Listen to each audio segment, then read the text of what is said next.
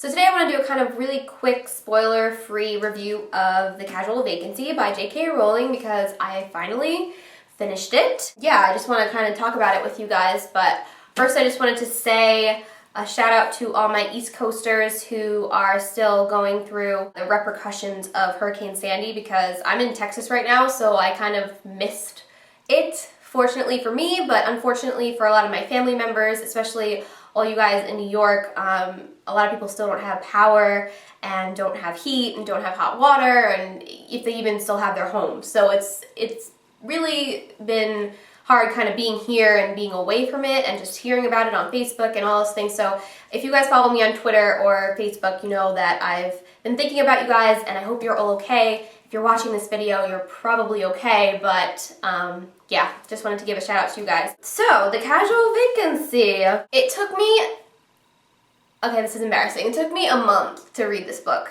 and it's a long book. I mean, it's 500 some odd pages, but I wasn't like considering it was going to take me that long to read it, and that's not to say that I didn't like it. It was just very, I want to say Dickens novel-esque, and I'm not a huge fan of Dickens because he has a lot of characters and it takes a long time to kind of really get into the story because his books are very character based, and a lot of his books even have character map in the beginning of them because there's so many characters and the different relationships between them are hard to keep straight, and that's kind of how I felt about The Casual Vacancy until about halfway through, which is a lot, like 250 pages through.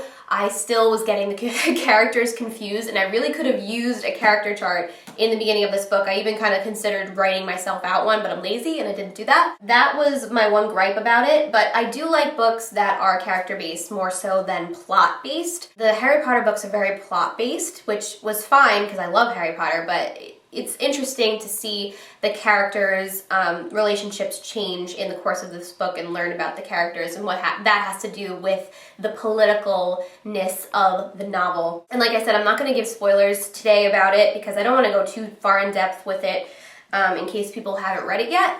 And I want you to be able to watch this video, so I'm not going to go in depth too much, but I will say that by the end of this novel, I would have gone and followed J.K. Rowling if she wanted to start up her own government and be a queen of her own country. I would have, you know, followed her into the darkness. Like, I would have gone with her. I mean, I would have said that before I read this book, but even afterwards, after I read this book, I was like, J.K. Rowling should start her own country and we should all be a part of it because her take on things that happen is just like, you know, I don't know. People say that it's a socialist book. I'm not going to go so far as to say that. I don't really know too much about it to really be able to say that, but I would be part of the Jo army and I would be part of her country and I would live happily ever after because everything that she says about society is just so true in this book. It's the way that I think about things a lot too. The characters in general that interested me the most in the book were the Whedons